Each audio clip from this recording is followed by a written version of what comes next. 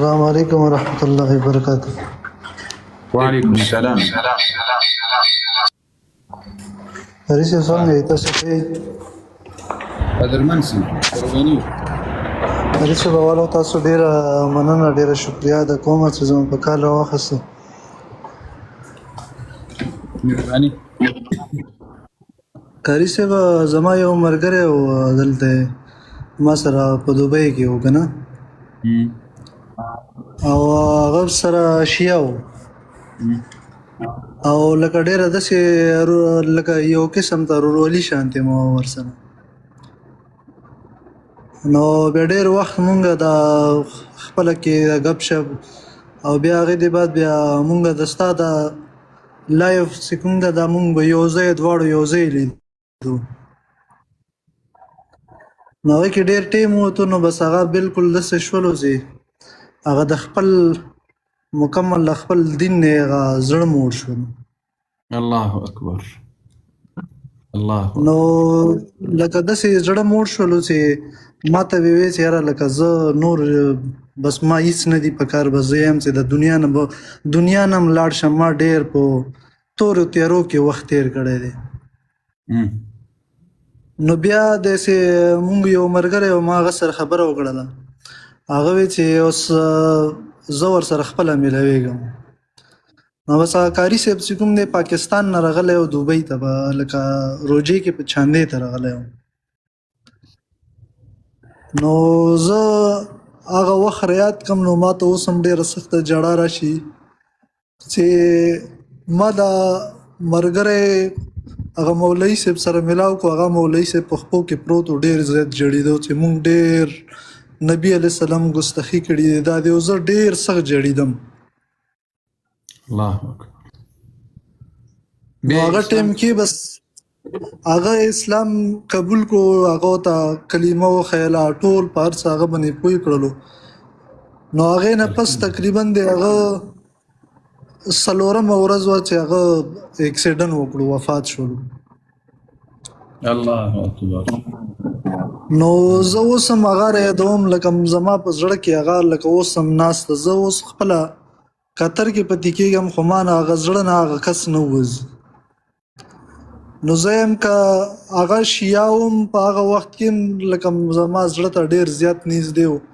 که هغه سني شوم، خو زه افسوس دا کوم چې ما سره یې هغه لږ وخت زیات تېر کړی وی. نو دعا ورته کوه الله دې رحم ورباندې وکړي چې اسلام یې قبول کړی. دا لوی د خوشحالي ځای دی د ټولو مؤمنانو مسلمانانو دپاره چې الله جل وعلا دته هدایت نصیب کړل. نو داسې به کله د موږ خپرونې کتلې او یا به دغه موضوعات به کتل، څه احساس به کول تاسو چې ناست به ورسره؟ موږ به چې ناست و اکثر به دا ډېر زیات خفه شولو. نو هغه ځنه ټایم کې به مونږ بیا ډېر هغه خفګانه نه به مونږ به د لایو بند کړلو، واپس به بیا مونږ بند کړلو. نو هغه وی چې لکه زه اوس دته چې د مولایي صاحب چې کومې خبرې دي او زه خپل ځان کې کومه کمي وګورم، نو زه یم چې ما ته په دغه وخت کې مرګ راشي چې زه دغه وخت کې مړ شم، چې زه نور سره بالکلي د ژوند نه کم تېر. دا د کوم ځای و؟ دا د پنجاب فیصل آباد اوسېدونکی و. الله په لکه په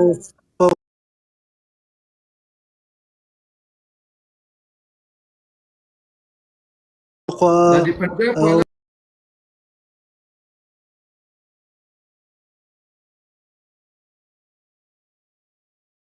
نه دي؟ د پنجاب والا شیعه چې دي دا یو څه عقل لري چې هغه حقیقت ورته ښکاره چې هغه حقیقت ټول عمر ډېر زیات لکه پښتانو سره تېر کړی او لکه پښتانو سره هغه وی چې بس ما د پښتانه لګي او ډېر زیات لکه نږدې کېدو پښتانو سره پښتو ورتله. په توپ والا پښتانه څه کوي؟ پښتانه خو د بډه چینارو عالم دي که نه؟ پښتانه خبره د اسلام او د دین را مخکې کوي. دا پښتو یاري په توپ جیني والا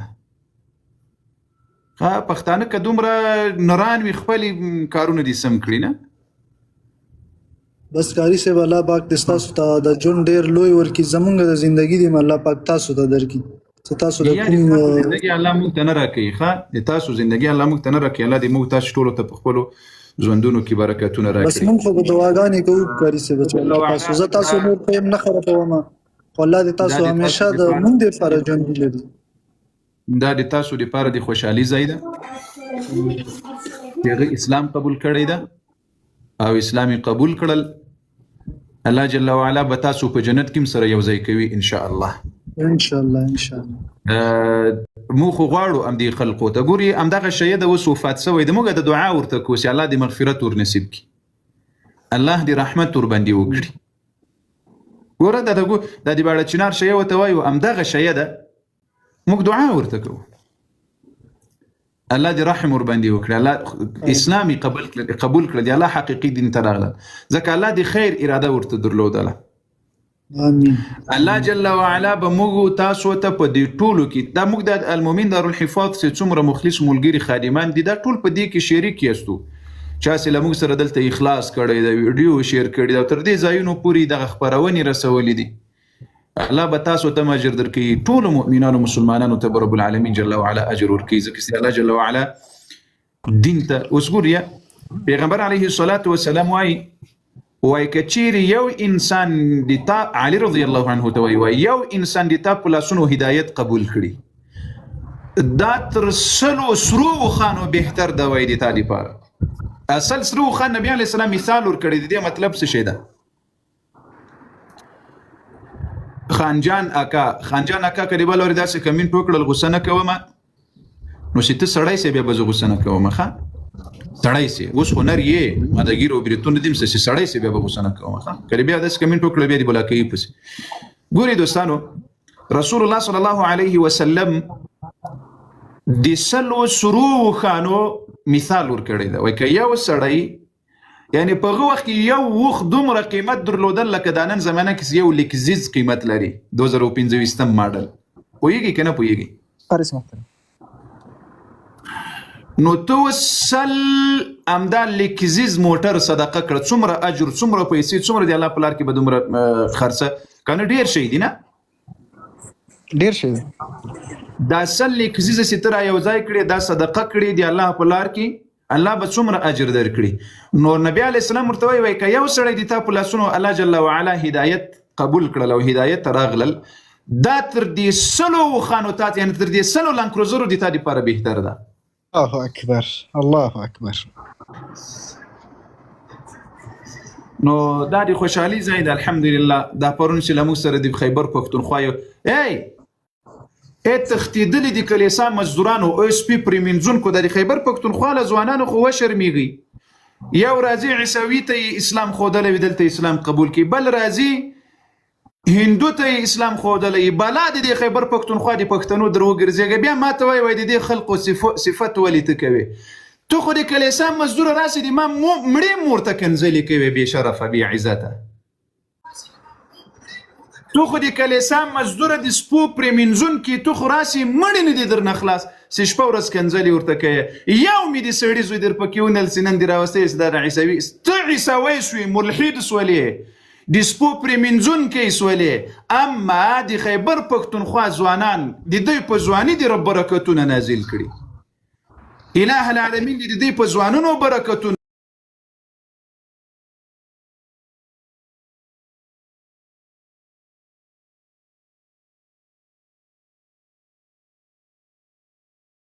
ورته ښودلی بیا دلته ما ته راسې وایي ته په دې خلقو پسې غږېږي ولې نه والله دا بعضې د کلیسا مزدورانو دا د سکاټ میلر زمنو ته وایم د دغه د خیبر د پښتونخوا د سپو بلا د تاسې ته در وګرځېږي ته خو دلته راسې ما ته وایي د تا مور د تا پلار د تا خاندان د تا ښځه او د خیبر پښتونخوا ځوان را روان شوی وای قاري صاحب صبر وکړه هندو ته مې اسلام ورښودلی دی چې دلته کلمه ووایي الله اکبر لا اله الا الله قاري صاحب ودرېږه عیسوی مې راوستلی د اسلام قبلوي قاري صاحب ودرېږه شیه مې راوستلی ملګری مې راسره اسلام یې راسره قبول کړی کلمه د شهادت ورته ووایه دومره فرق مو نعره تکبیر اکبر ولله الله اکبر الله اکبر ولله الله السلام اکبر. علیکم دومره ورحمت الله د ځمکې د اسمان فرق مو ده سر. دا خبره مې په دې خاطر وکړه دلته دا مسلمانان ټول په یووالي او په اتفاق او په اتحاد راځي. بیا کله کله د مال خولي راوځي چې ما زه د خیبر پښتونخوا والله لکه دا خپل جسم چې مې څومره راته ګران ده او راته قدر لري همدغومره راته قدر لري د خیبر پښتونخوا پښتانه. په دې دا خبره ډیره بده لګیږي ور باندې بلیږي چې ته دې خلقو ته ولې دومره د محبت خبره کوي. نو د محبت خبره به ولې نه ورته کوم رب دې تا په دغه غبرګو سترګو وړونکي. ما په 8 کاله کې په خدای قسم که یو د کلیسا مزدور د سکاټ میلر زوی لیدلی وي چې هندو یې راوستی وي سره د اسلام کلمه د شهادت ورته وایي. دا د خیبر پښتونخوا څومره پښتانه راځي دا څوم ځل داسې راځي او هندوان او عیسویان ورسره راولي او دلته ورته وایي د شهادت کلمه ورته ښیو. دا که نه ده.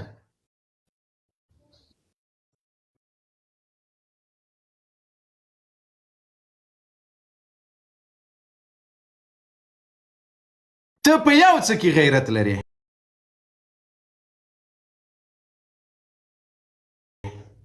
په یو څه کې. اول خو ډېر شکریه ستا. زما تعلق د دیر سوات سره دی د پښتونخوا او دلته په نیویارک کې مقیم یم تقریبا د 15 کالونه او د پروفیشن د ډاکټر یم. خو زه ګوره دا ستاسو دغه زه ریګولر زه چېرته کې نه قضا کوم. دا په کوم طریقه باندې تاسو د دې ډېر ضرورت دی. دا کوم طریقه باندې تاسو درس ورکوئ په دې باندې که موږ کلونه ولګو دا موږ نشو پیدا کولی د کتابونو. نو او دا ډېر انتهایی ضرورت دی ځکه چې دا په عقایدو باندې دی او که اوس د قاري څخه خبره وکړه زمونږ 10% خلک اوسه پورې موږ په خپل هغه چې په 4 غنټې کې موږ ته کوم د خپل ژوند هغه تېرول لپاره پکار دي موږ هغومره په دین باندې نه پوهیږو. صرف موږ ته دومره پته لګوره اوسه پورې موږ دا خیال زمونږ پاکستان کې زیاتره چې زمونږ صرف د دې فرق زمونږ چې دی هغه په دې د اصحاب کرامو په دې خلفا په مخکې او په وروسته کې سره دی. بس دا نور عقاید چې هغه علي کرم الله وجهه ته د خدای درجه ورکوي یا دا خبرې بالکل چاته پته نشته دی.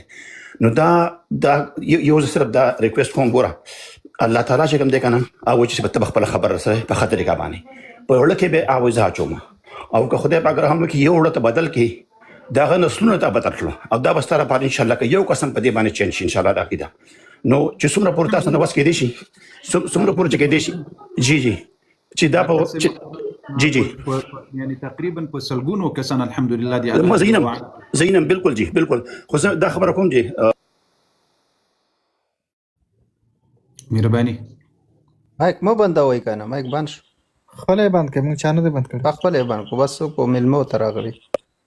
قاری صاحب دا دې نه په خپله باندې شیګان ته هم د دې معلومات نشته دا خبرې د هغې نه پټې دي.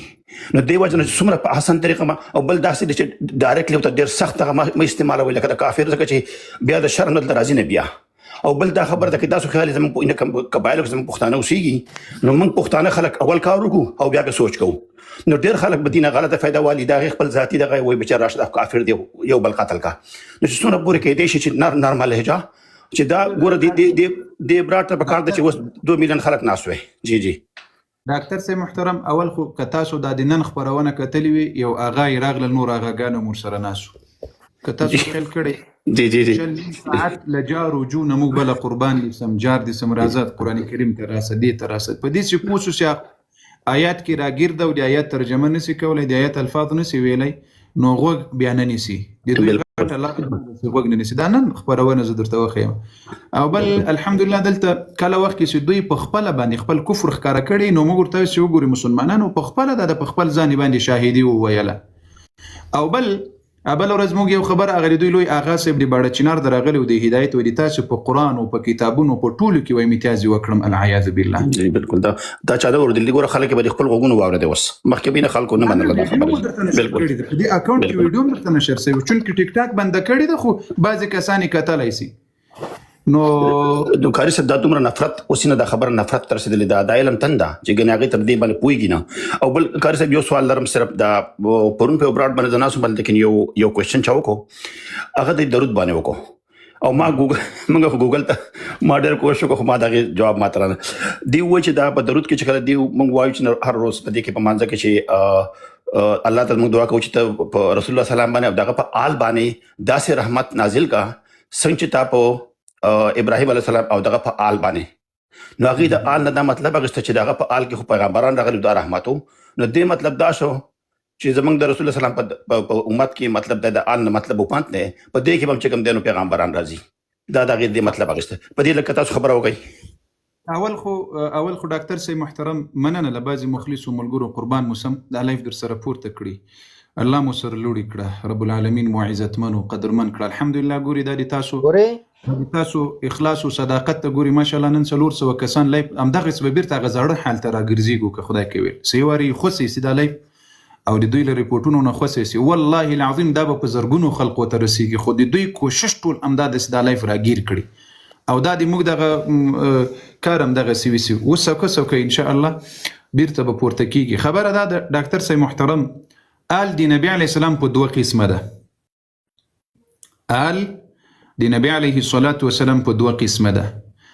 یو روایت کې راځي نبی علیه الصلاة والسلام وایي کل تقی ونقی فهو آلی، یعنی چې کوم عام امت دی رسول الله صلی الله علیه وسلم دا ټول آل دی نبی علیه الصلاة والسلام د تقوادار مؤمنان صالح انسانان دا ټول دی نبی علیه الصلاة والسلام آل ده.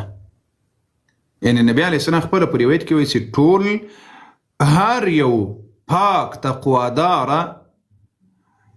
دا د ما څه شی ده آل ده فهو آلی. یو خاص آل دی نبی علیه الصلاة والسلام خاص آل دی نبی علیه الصلاة والسلام ولی وایي وعلى آل ابراهیم لکه څنګه چې د ابراهیم علیه السلام په آل. اول خو ګوري دا دعا د پیغمبر علیه السلام دا یو امتیاز د نبی علیه الصلاة والسلام او د نبی علیه الصلاة والسلام د قرآني او نبوي اهل بیت او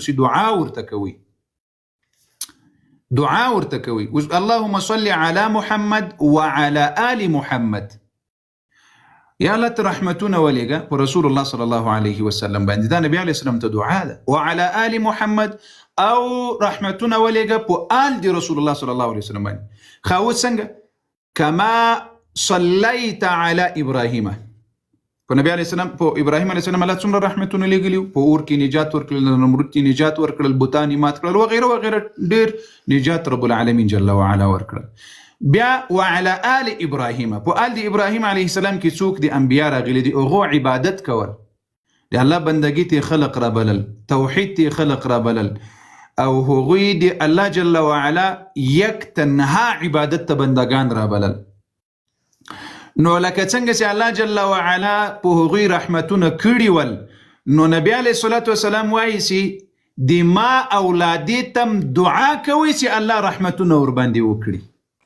بشک د دې مطلب دا نه ده چې لکه څنګه چې د ابراهیم علیه السلام په اولاده کې انبیا ول نو د نبی علیه السلام په اولاده کې بم انبیا وي دا دعا نه خیر دا دعا ده طلب دی دعا ده چې تاسو د ما اولادې ته دعا کوي خو دعا په داسې شکل ورته وکړئ چې ووایاست لکه څنګه چې د په ابراهیم علیه السلام رحمت کړی و او د ده په اولادې د رحمت کړی وي الله په اهل بیت هم داسې رحمت وکړه. پوه نه شولاست؟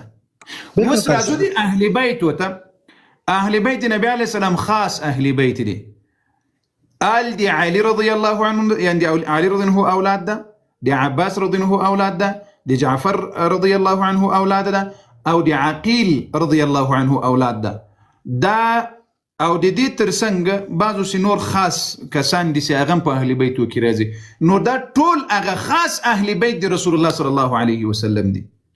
متاسفانه دو یوازې د علی رضی الله اولاد اهل بیت نه خیر بلکې اهل بیت د نبی علیه الصلاة والسلام د عباس رضی الله اولاده ده د عقیل رضی الله عنه اولاده ده د جعفر علیه السلام اولاده ده د علی رضی الله عنه اولاده ده دا ټول اهل بیت رسول الله صلی الله علیه وسلم دي.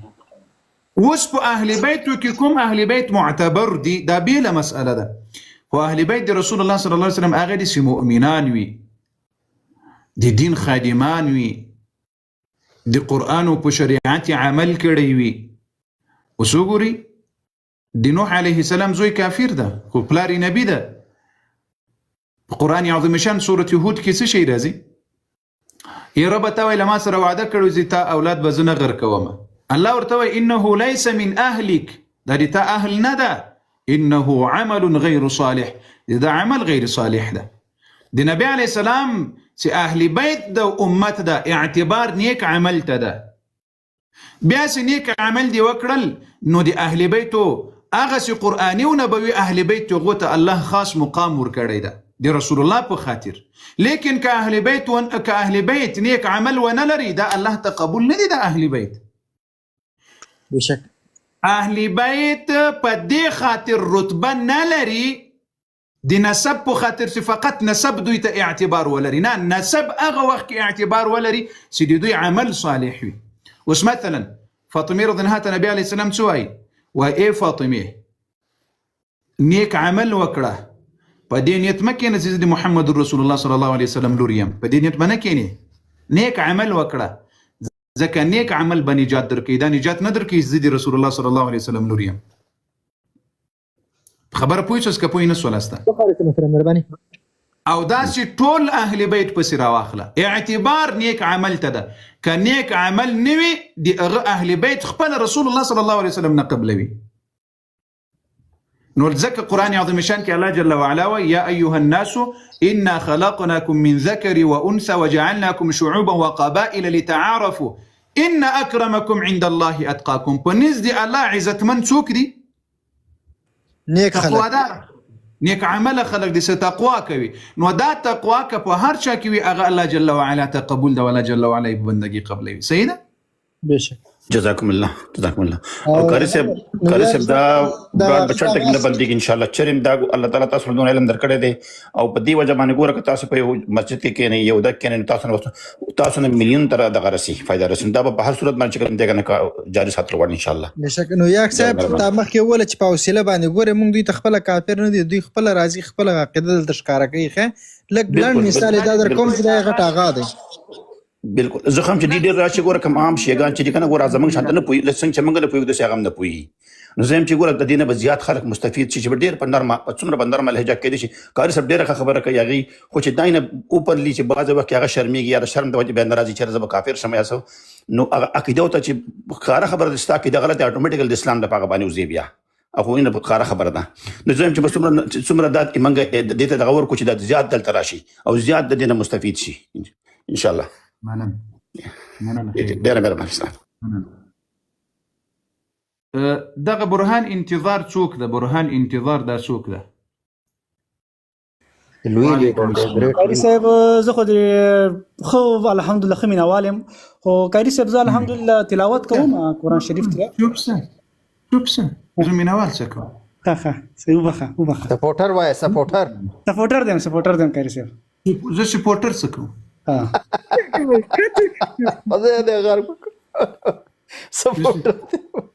لا بندګان یالله داسې وایه ورته زه د صحابهو یو دفاع کوونکی یم. بالکل همدغسې یم قاری صاحب، زه د اهل بیتو دفاع کوونکی یم. زه مو په مینه پسې نه ګرځېږم، بل وارې دا د مینهوال دی یم دغه خو هغه د دغو خلقو کار ده. همداسې بیا ونه وایه. بخښنه غواړم قاری صاحب محترمه، زه خو یو دوه پوښتنې هم لرم خو دا به درته ووایم. یو څه وخت مخکې دلته زموږ په ځای کې بیا د شیعو مسجد ده، نو زه په اول ځل لاړم چې ورغلم نو موږ بیل لمونځ کوو، نو دوی یو رقم د لرګي داسې ګردې ټوټې راخیستلې هغه به یې د سجدې په ځای کې کېښودلې. نو بیا دوی چې په مانځه کې کوم کلمات ویله کوم رقم مونځ یې کوو بار بار یو رقم لاس جیکه بل رقم لاس جیکه، نو حیران پاتې شولم. نو ماحول خدای پاکه ما ویل چې که تاسې هغه خپل کتابونه هم صحیح وګورئ په هغه کې ملاکه دا رقم راغلي، دا څه رقم یې چې تاسو کوئ، دا تختې راخیستله، دا درېدله. بیا عجیبه خبره دا ده چې خپل لمونځ یې وکړم نفل یې کوله. نو ډېر یو بل رقم حالت مې ولیده چې زه خپله ډېر سخت حیران پاتې شوم. خدای پاکه وایي د زړه سره پرون مې یو رقاص ولیدل په دا مسجدو کې رقصونه کوي، بیا یې ویلي دي چې دا شیعه ورته ولې څوک دغسې وایي ملکته څه زکات خوره بلا دې د منبر در باندې وګرځېږه، بلا دې رسول الله در باندې وګرځېږه. بې غیرته سمال د مجوسیانو دفاع کوي خو د رسول الله دفاع دې وکړه. بې غیرته سمال د یهودو د پیداوارو د یهودو د دفاع کوونکو په افغانستان کې یو ملا د خدای په کوم ولایت کې ده ټول عمر په زکات باندې تیر کړی، زکات خور ملا په ټول عمر ولاکه غیرت درته بیان کړل، دین ولاکه درته بیان کړل، قرآن ولاکه درته بیان کړل. رسول الله ته به په کومو سترګو ګورې بې غیرته؟ د رسول الله د صحابه دفاع نسي کولای، د رسول الله د ناموس دفاع نسي کولای، د رسول الله صلی الله علیه وسلم ای مسلمانانو والله کاشکې مې دغه خبرې دا اوس درته کوم، دا خبرې مې کاشکې د موږ ابابیل ورسره ټیپ کړي. ګوري مؤمنانو، ګوري د رسول الله امتیانو، کوم ژوند چې رب درته لیکلی ده، والله که دې 1 دقیقه زیات کړل، والله که دې 1 دقیقه کم کړل، بشک په رب مې دې قسم مې که مرمۍ درته لیکلې وه اجل دې همغه مرمۍ به درته راځي، چاقو درته لیکلی و چاقو به درته راځي، موټر ټکر درته لیکلی و موټر ټکر به درته راځي، چې په څه شکل رب العالمین جل وعلا درته لیکلی و هغه به درته راځي. لیکن دا 15 ورځې ژوند مو د غرب په رضا کې او په غیرت باندې په خپل پیغمبر، په صحابه او په اهل بیت او په غیرت کې تیر کړئ. بشک والله که څوک نجات درکړي، چې ورځ درته راغله چې په بې غیرتۍ کې ځې، لکه دا اوس شپه ورځ موږ ته اخطارونه راکوي، چې په بې غیرتۍ کې ځې، په بزدلي کې ځې او خېټه دې له زکاته ډکوي، له زکات خوړلو نه ډکوي، چې په دې کې ځې، په دې کې لاړ چې د الله په پیغمبر، د الله په قرآن، د الله په دین، د الله په شریعت، په امهات المؤمنین او په صحابه، په دې باندې د غیرت کړی بیا خوندم کوي، بیا به د رسول الله په مخ کې په پاکو سترګو باندې ولاړ یې چې یا رسول الله همدا خلق اوسې د تا د دین و قرآن و صحابه و اهل بیت و امهات المؤمنین و توهیني کول، یا رسول الله زه خو د زنده‌باد دپاره نه یم راغلی، یا رسول الله د تا د عزت د دفاع په خاطر مې خپل ځان دې ځای ته ورکړی و او راغلم دې ځای ته، او د تا د عزت دپاره مې خپله وینه قرباني کړې ده. تاسې نن وګورئ دغه قاري صاحب، د قاري د نوم د قاري یې که نه؟ او قاری صاحب محترم کلاس لرم د حفظ درس ورکوم. د موږ ډېر، د موږ اکثریت علماو ته د خلقو عقاید نه دي معلوم، بشک بالکل د موږ اکثریت علماو ته د دې خلقو عقاید نه دي معلوم، چې د قرآن په اړه څه عقیده لري، صحابه په اړه څه عقیده لري. خو ما د خپلو علماو ته ویلي دي چې راسې له ما سره دلته مخامخ کښېنئ، چې نه درته معلوم زه به درته وښیم، که تاسو ته معلوم و ما ته به یې وښیاسته، راسه دلته. لیکن د رسول الله دښمن ته څنګه ورور وایې، د رسول الله د امهات المؤمنینو دښمنانو ته څنګه ورور وایې، د رسول الله د صحابه و دښمنانو ته څنګه ورور وایې. دا که هر څوک وي، په هره جامه کې وي، په هر نامو کې وي، له رسول الله نه څنګه شرمېږي، نو په کومو سترګو ځان د رسول الله امتي بولې؟ نعره تکبیر، الله اکبر، نعره تکبیر، الله اکبر، والله هم. دا مؤمنانو ته وایم 15 ورځې ژوند وکړي، په غیرت یې وکړي، 15 ورځې ژوند وکړي، په دې یې وکړي چې له ربه سره مو په زړونو کې اخلاص او صداقت وي. دا ویډیو ما اوس ولې ترجمه کړه؟ دا مې د څه شي لپاره ترجمه کړه؟ په رب مې د قسم مې دا مې همدغه شی ورته د خیر دپاره چې دا خلقو ته دا دین ورسېږي، دا یې ځینې پټ کړی ده، دا حقایق یې ځینې پټ کړي دي، دا حقایق نه ورته ښکاره کوي، خو د خیر اراده ورته لرو. چې راسه حقیقي اهل بیت را سره ومنه، راسه د اهل بیتو حقیقي عقیده او ایمان را سره ومنه، موږ نور څه کوو؟ شپه ورځې تاسو ته ویل ابو بکر دا کړي، عمر دا کړي، صحابه و دا کړي، امهات المؤمنون دا کړي، راسه د خپله عقیده دي یاري ثابته کړو، د خپله عقیده خو د یاري موږ ته وښیه. دا د لوی سید، لوی مرجع کمال الحیدري صاحب استادانو ته درس ورکوي، وای والسلام علیکم ورحمت الله، وای د مهدي ولادت او پیدایش مې وای په صحیحو دلایلو درته ثابت کړل. الله اکبر، الله اکبر. قاری صاحب محترم زه به دلته یو خبره وکړم. موږ د یو ملګري پوښتنه کوله په لاره کې، زه خو تاسو لایف ته ډېر کېرم قاری صاحب، باور په الله وکړئ چې هره ورځ یې ګورم او ډېر شی مې زده کړي. ما ته ویلي وایي دا شیعه خو مسلمانان دي، وایي ته ماته دې کفر ثابت کړه.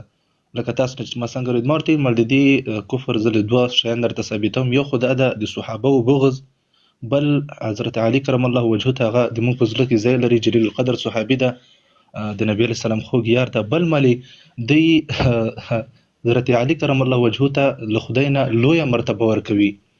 نو دا 2 خبرې ما ورته ویلي، په دې کې بس ته راته ووایه چې بس دا وس کفر ده که نه ده؟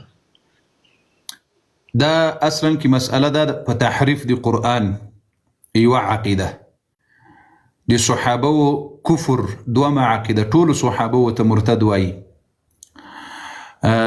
فوجانه مننه د زړه سره فوجانه قربان موسم رب مراته سرلوړي کړه قدرمن سي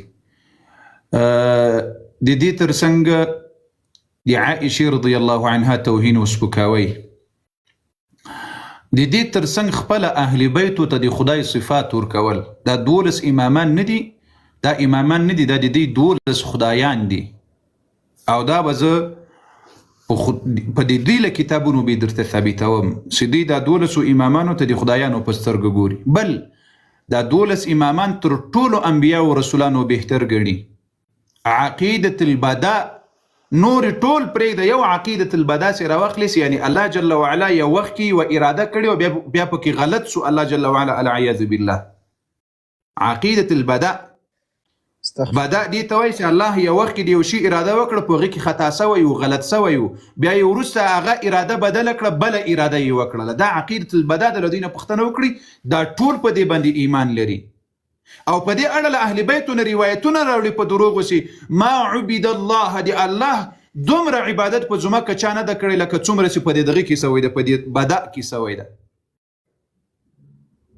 یعنې اوس مثلا زه مثال درکړم د امام صادق علیه السلام 2 زامنو موسی او اسماعیل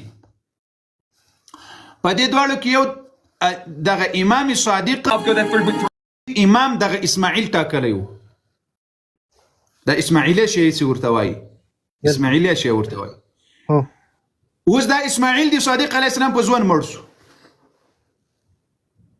اوس به څه کوي اوس په دې ځای کې له امام صادق علیه السلام نه روایت کوي چې روغ او جوړې قاري صاحب یو پوښتنه مې کوله زه له فرانسې هېواد نه تاسو سره په تماس کې یم دلته بله ورځ موږ هم اوس دا خبره ده تر اوسه یو ورور پوښتنه چې کړې وه له ملحدینو سره دغسې زه یو چېرته ناست وم باس راغی د حضرت عایشې رضی الله عنه نو دا ماته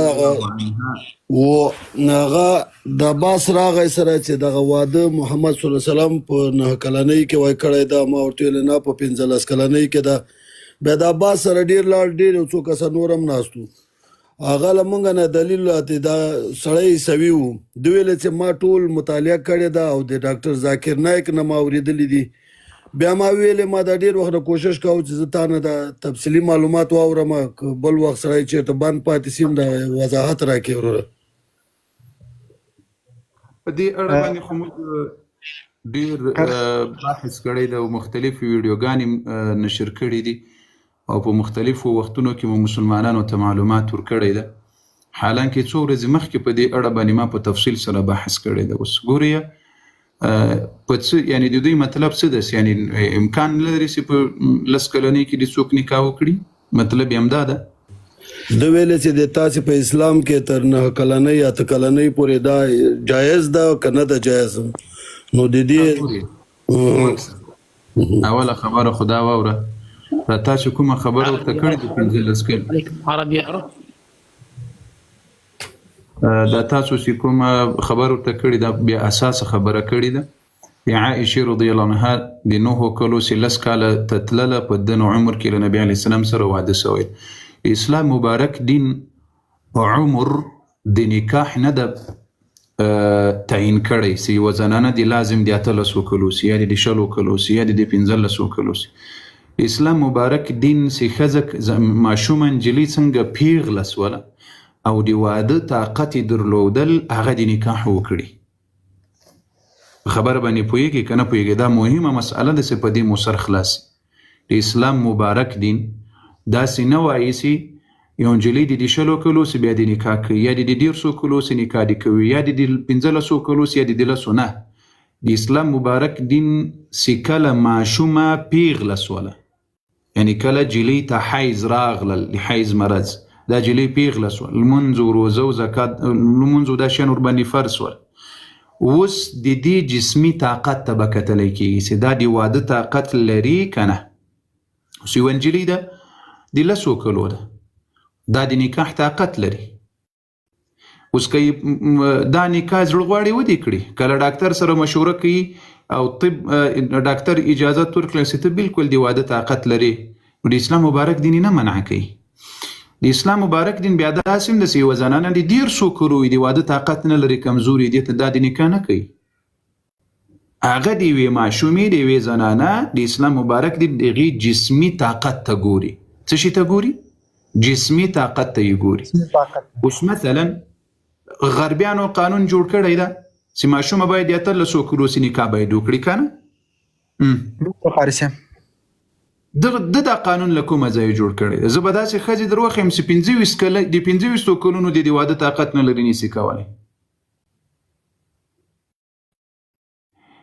نو دا خبره باندې سر خلاص کړي چې د اسلام مبارک دین د یوې زنانه هغه معین عمر نه ده ښودلی چې دا به د څومره کلو وي، بلکې چې دا پیغله سوله، لویه ښځه سوله، جسمي طاقت یې اوس د نکاح سته، نکاح دې وکړي. که جسمي طاقت نه وي نه دی کوي.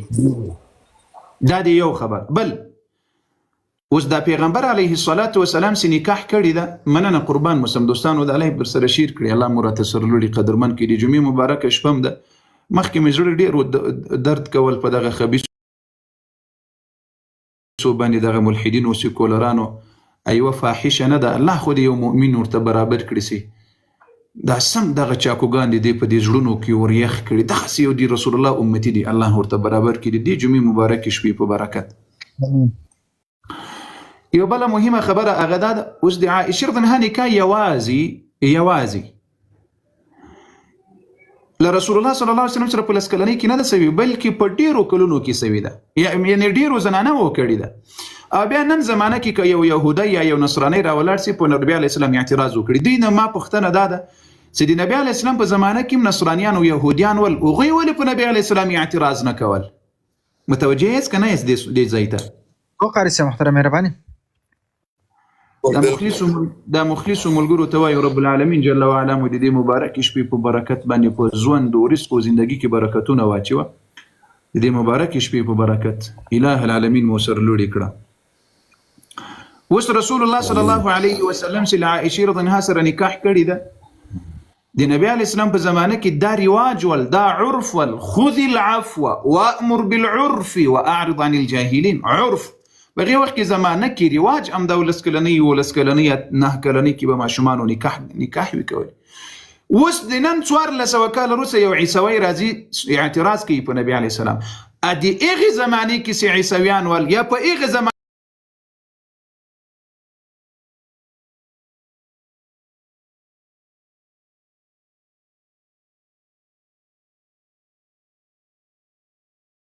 ملحدین او سیکولران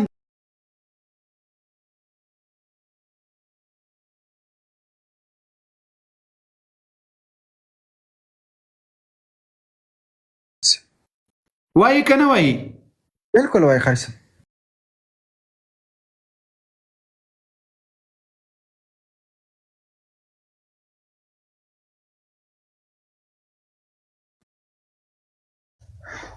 پوه نه سولاست؟ هو قاری صاحب محترم مهرباني پوه. عایشې رضی الله عنها خوښه وه، د نبي علیه السلام خوښه وه، د پلار یې خوښه وه، د مور یې خوښه وه، د ټولو خوښه وه. څه بیا د کوم جي لیونی سپی دې له ځانه جوړ کړی دی، بیا په نبي علیه السلام اعتراض کوي؟ د تا څه کار ده؟ پوه نه سوست په دې خبره؟ بالکل قاری صاحب پوه شولو مهرباني. اوس په نن زمانه کې چې کوم عیسوی دی، دی که له خره سره نکاح کوي، ازادي ده. دی که له سپي سره نکاح کوي، ځکه ډېرو هندوانو ملحدینو سیکولرانو له سپو له بیزوګیانو سره هم نکاحوې کړي. دا ویډیوګانو کې به تاسو لیدلې په دې نیټ کې. قاری صاحب موږ مخامخ لیدلې مهرباني. نه دا خو ازادي ده، د هر انسان خپله شخصي ازادي ده چې هره پیره کوي. نو ته د عایشې رضی الله عنها په نکاح باندې څه کار لرې؟ هغې 1400 کاله مخکې نکاح کړي دي، تا اوس لیلان دي په ځان کې مرد شیخي دي چې نبي علیه السلام ولې داسې کار کړی؟ پوه نه سولاست؟ بالکل قاری صاحب. دا په دې نن زمانه کې په دې اوس قرن کې به زه درته وښیم چې لا 8 کلنۍ سره خلقو نکاحګانې کړي دي. په دې اروپا کې هم دغه عیسویانو کړي دي، په 10 کلنۍ کې کړي دي، په 9 کلنۍ کې کړي دي. او بیا د عایشې رضی الله عنها نکاح چې سوی ده، دا د الله جل وعلا په خوښه باندې سوی ده. په دې کې ډېر حکمتونه دي د دین د دعوت د دین د تبلیغ د شریعت د مسائلو چې امت ته یې را نقل کړي. نو د شریعت مسائلو یوې داسې چاته ضرورت درلودل چې د هغې حافظه قوي وي، کم عمره وي، ځکه کم عمره انسان حافظه قوي وي تر هغه انسان چې د هغه عمر زیات وي. د الله جل وعلا خوښه همدا وله رسول الله صلی الله علیه وسلم سره چې عایشه به د تا بیبي وي هم په دنیا او هم په جنت کې.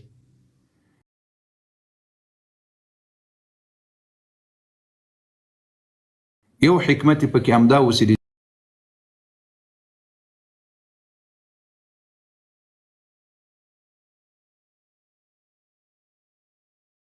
دین دعوت ده، د دین تبلیغ ده. الله جل وعلا دې وکړي چې په دې باندې پوه شوي. په دې په تفصیل سره ما بحث کړی ده، په تفصیل سره په دې اړه. مننه قاري صاحب، ډېره مننه. په دې باندې پوه نه شئ دغه ابابیل اکاونټ کې وګورئ، هلته د عایشې رضی الله عنها په باره کې مکمله خپرونه شته. صحیح ده وروره. یو آخري پوښتنه مې بله ده وروره د قاري صاحب نه چې دا دلته د ډېر خلک چې وایي د اوښ د بول امتیاز یعنې وایي دا حلال دي، دا څه حساب ده؟ دا حقیقت ده؟ وایي شفا ده بالکل، دا څه حقیقت لري؟ ګوري دوستانو، اوله خو په دې مسئله باندې سر خلاص کړی. د اوښ امتیاز چې دي په دې کې د فقهاو اختلاف ده. د فقهاو په دې کې اختلاف ده. بعضې فقها وایي د هر ځناور غوښه چې خوړلی کېږي د هغه بول هم حلالې دي، لکه د امام شافعي صاحب یا لکه د امام احمد ابن حنبل صاحب. د فقهاو د بعضې اقوال همداسې دي چې کوم ځناور لکه پسه سو، غویی سو، وښ سو، غوا سو، ځناور چې غوښه خوړلی کېږي د هغه بول هم حلالې دي. دا د بعضې فقهاو نظر ده او د هغوی خپل آرا دي. امام ابو حنیفه رحمه الله وایي نه، چې د دې بول مردارې دي، که وښ ده، که پسه ده، که غوا ده، د دې بول مردارې دي. خپل روایتونه لري، خپل دلایل لري. داسې د وښ امتیاز دي، په دې کې هم د علماو اختلاف ده. اوس پیغمبر علیه الصلاة والسلام چې د وښ د امتیازو اجازت ورکړی ده، هغه یو څو خلق راغلل، یو څو کسان ول په ظاهره باندې اسلام قبول کړی ول، لیکن په باطن کې د دوی اسلام ځای زړونو کې ایمان او اسلام ځای نه ونیولی. نو پیغمبر په هغو باندې یو مرض راغلل. کله چې مرض راغلل نو د هغوی خېټې خرابې سولې. نو نبي علیه السلام ورته ویل چې لاړ سئ د وښ امتیاز یې وخورئ او شیدې یې وخورئ. هغوی چې هلته لاړل، نو بیا کوم صحابه چې د نبي علیه الصلاة والسلام شپون و، د وښانو شپون و، بیا یې هغه وښې مغلا کړلې، هغه صحابي هم شهید کړل. نو وتښتېدل. بیا نبي علیه السلام ورپسې خبر سول، بیرته نور صحابه پسې ولېږل. بیا یې دغه کسان راوړل، بیا یې دا ټول مړه کړل. نبي علیه السلام ویې وژل، ټول یې ووژل. نو په دغه وخت کې چې نبي علیه الصلاة والسلام دوی ووژل، نو دا یوه واقعه ده چې د اسلام په مبارک دین کې راغلې ده. یوه صحابي د وښ امتیاز نه دي خوړلي، په صحیح سند سره نه ده ثابته. نو دغه خاص د دې مسئلې زه اوس تاسو ته هغه نچوړ درکړم. اوس مثلا یو انسان د په دښته کې روان ده، هیڅ شی ورسره نسته، نه خوراک سه نه څښاک سره. اوس د ده په مخ کې یو حرام شی پروت ده، حرام مردار شی پروت ده. اوس دی که خوراک نه کوي مړ کېږي، او مخکې حرام شی پروت ده، که هغه خوري هغه مردار ده. نو په داسې وخت کې الله جل وعلا اجازت ورکړی ده. د اضطرار په حالات کې یو انسان کولی شي چې مردار شی وخوري تر څو د ژوندی ورباندې پاته سي. نو که یو انسان داسې مرض ولري چې له دې نه بغیر په بل څه علاج نه کېږي، نو دی د ځان د علاج لپاره له دې نه استفاده کولی شي. بعضې فقها همداسې وایي، او بعضې فقها وایي چې نه، په حرام شي باندې بیخي ته د ځان علاج نه شي کولی. بعضې فقها وایي چې په حرام مردار شي باندې چې کوم فقها په دې ان دي چې د وښ امتیاز مردارې دي، نو هغه وایي چې په دې علاج هم نه شي کولی. او کوم فقها چې وایي چې د وښ امتیاز خوړل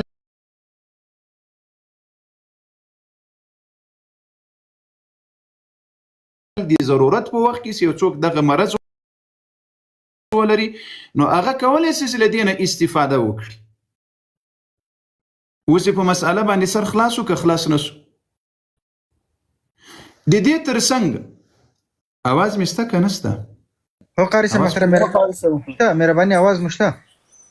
د دې ترڅنګ تاسو دغه یو قسم دواوی دي دا ګولۍ دی اوس هم خرڅېږي تاسو که د ګوګل ته ورننوځئ د اسپې میتیاز سته پکې د ملحدینو سیکولران ډېرې نوشیجان کوي داسې سمې خوري بلکې لا د ښځو میتیاز سته پکې بیا د بیډ ډېر مافي د ښځو میتیاز او بلکې د داسې ښځو میتیازو نه هم استفاده په بعضې دوایانو کې سوي داسې هغه حیزداره ښځې وي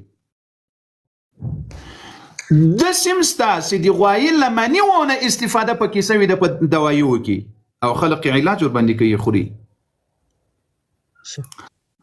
دا اوس ملحدین اعتراض کوي یو حالت د په اسلام کې راغلی ده دغسې خلق راغلل نبي علیه الصلاة والسلام ورته ویل چې ورسئ او بیا په همدغه روایت کې د علماو نور اختلاف هم شته بعضې وایي چې نبي علیه السلام ورته ویل چې ورسئ په نس باندې ومخئ داسې بعضې علما وایي چې نه ویې څښلې بعضې علما وایي چې وایي دې ته د څښلو اجازت نبي علیه السلام ورکړل نبي علیه السلام ته معلومېدل چې دا په نبي علیه السلام باندې پسخن وهي او د دوی ارادې غلطې دي نو ځکه نبي علیه الصلاة والسلام ورته ویل چې ورسئ د اوښ میتیازې وخورئ ویې څښئ په دې کې ډېر مختلف اقوال دي خو نن الحمدلله طب دومره په مخ باندې تللی ده چې د دې بدیل علاج شته او هغه حلال علاج چې د مسلمانانو زړونه ورباندې مطمئن وي لیکن چې دوی راځي دا د اوښ په میتیازو اعتراض کوي چې په اسلام کې داسې یو حالت ده دوی ولې په دې خپل طب اعتراض نه کوي چې د ښځې میتیازو نه استفاده کړي د اسپې له میتیازو نه استفاده کړي د خنزیر له غوړیو استفاده کړي د ځناورانو له منیو نه استفاده کړي په دې دواو کې په دې ولې اعتراض نه کوي که دی اوس د غوایي مني وي نوشیجان کوي روح افزا شربت جنې جوړوي خوري نه بالکل قاري صاحب او یو حالات داسې راغلی وي هغه حالات چې د فقهاو په منځ کې د محدثینو په منځ کې اختلافي وي یو څوک وایي وایي زه د اوښ میتیازو ته مردارې وایم نه خورم صحیح ورته وایي ځکه یو صحابي په ټول عمر دا عمل نه ده کړی میتیاز یې نه دي څښلي او دې ته داسې ویل چې دا سنت ده دا په رسول الله صلی الله علیه وسلم پسې دروغ تړل دي تهمت ورپسې تړل دي ځکه سنت هغه عمل ته ویلی کېږي چې نبي علیه الصلاة والسلام کړی وي یا نبی علیه الصلاة والسلام ورباندې امر کړی وي داسې امر چې په هغه باندې مواظبتوب هم راغلی وي یا یې کله کله پرېښودلی سوی اما دا کار چې ده دا هغه کسانو ته د نبی علیه الصلاة والسلام خو شارع مجازي ده د دین نو د رب جل وعلا په خوښه به د دې اجازت ورکړي چې ورسه نور چې هر څه حکمت پکې وه مخکې مې درته یادونه وکړه چې علماوو دا شیان ښودلي دي ښه السلام علیکم دا څوک ده وایه غني صاحب مهرباني سلامونه قاری صاحب ته او ټولو ورونو ته وعلیکم السلام وبخښئ ما ته مخکې لږ ګاډي کې وم موټر لږ مشکل راته پیدا شو نو خبره مې ونه سوی کولی مهرباني قاری صاحب زه دوبۍ کې یم نو پرون یو دلته موږ کار کوو د کار په جي کې ما سره یو د عراق یو نو هلته ما موبایل کې ګوتې ویلې یو سانګ راغی په موبایل کې د دې شیعګانو دوی ویلې چې ته د پاکستان یم مالې نه زه د افغانستان یم وایي کربلا ته تللی یم مالې نه نو هغه قاري صاحب مثلا د څلورو امامانو باره کې د پوښتنې وکړې هغې وکړه بیا ما ورته ویلې چې د هغه تیږه مثال تاسې راوړئ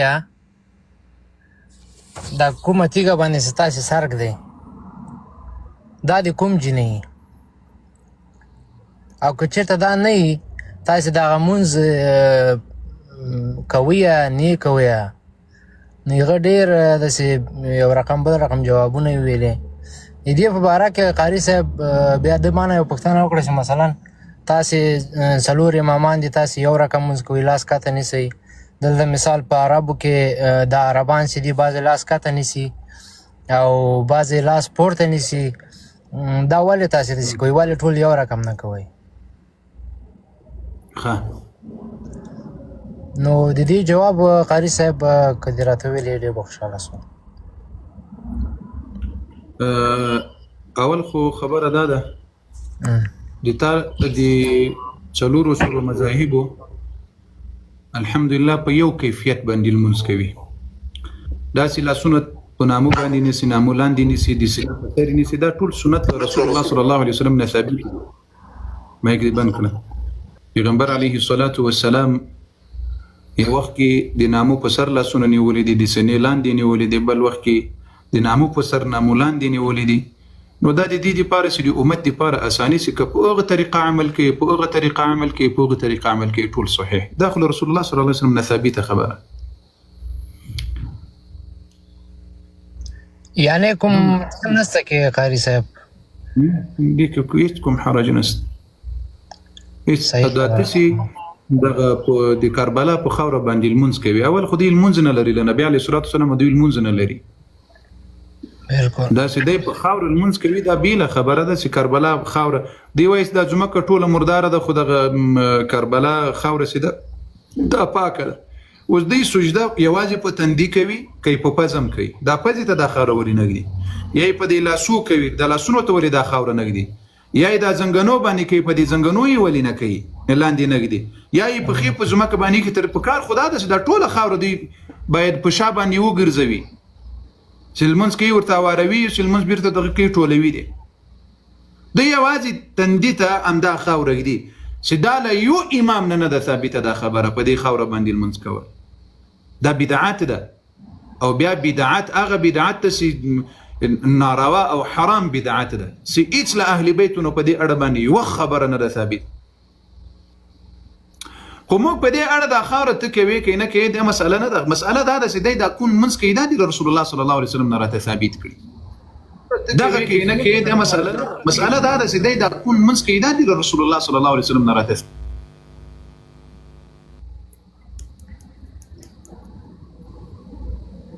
ښه ځاله دې ملس بل پوښتنه لري دا قاری صاحب مننه ژوندی اوسه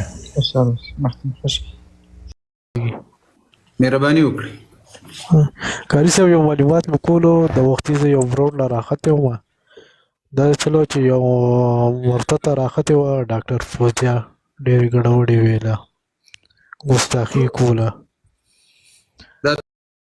څوک ده دې باره کې مو معلومات کولو چې یاره دې خو ډېر قاری صاحب هغه اول انتقاد چې تا ور باندې کړی و هغه اول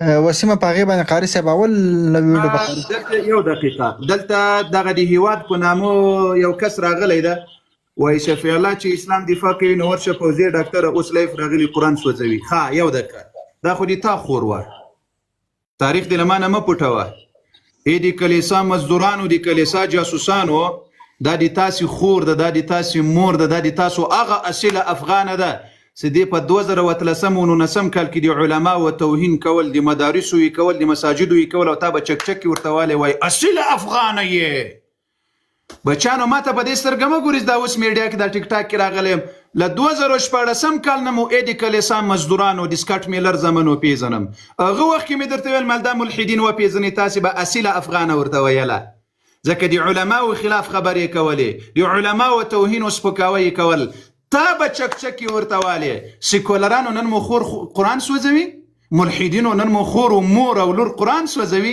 هغې په 2013 کې هم سوځولی په 2020 کې هم سوځولی و له موږ نه دا تاریخ نه پټېږي ته دې شرم وکړه همدغې خور ته همدا بیرغونه به دې زړولي وو د موږ اصیله افغانه ځکه د دې دې ښځې د امارت په مسیرانو پسې دروغ توهین کول د علماو د مساجدو دا ټول توهین او سپکاوی کول نو ورسې اوس ما هغه خور ته ووایاسته هغه تاسو خور ته چې اصیل ما ته مو د دې ښځې په سر کنځلې کړې په رب مې دې قسم وي دې ښځې په 2013 کال کې چې قرآن وسوځول په الله مې دې قسم وي اولنی کس زه وم چې ما خپرونه ورباندې کړې ده بالکل قاري صاحب والله الذي لا اله الا هو او په غش په باندې د موږ د لایف ته 4000 که 15000 کسان ناسو په فیسبوک کې د ما د لایف د ټیک ټاک نو په وخت کې دا خبرونه ما په سکړی ورسې یوټیوب کې د خلکو نشر کړي ده اوس بم داوي دې ښځې ته ما ویل ملګري افغانانو دا وپېژنئ خلقو به ماته ویل وه اتا د پنجابي څه کړي د پنجابي مزدوره د پنجابي غلامه د پنجابي نوکره همدا د کلیسا مزدوران نه و دا د سکاټ میلر زمن ورته مې ویل د سکاټ میلر زمانو مالدا وپېژنئ دا ملحدین دي دا په خوږه جامه کې دوکه درکوي والله د خلقو به ورته ویل وایي دا اصیله افغانه ده ما ته به یې ویل وایي ته د پنجاب زوی د پنجاب مزدور و نوکر یې کله چې قرآن وسوځول بیا د کلیسا مزدورانو څه ویل وایي نه دا افغانۍ نه وله دا پنجابۍ ده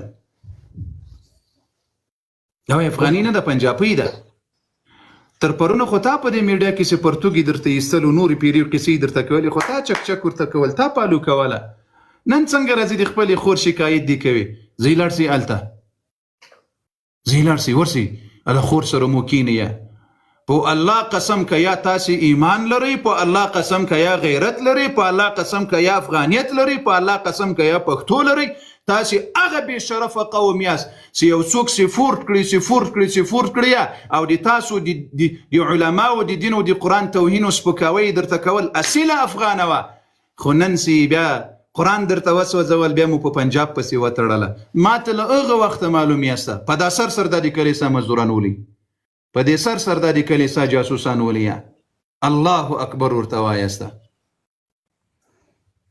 په دا سر په څه شي په سر ها دا کمنټونه یو ځل بند کړي دا سکرین ریکارډ دلته د ملګري دوستانو دوه خبرې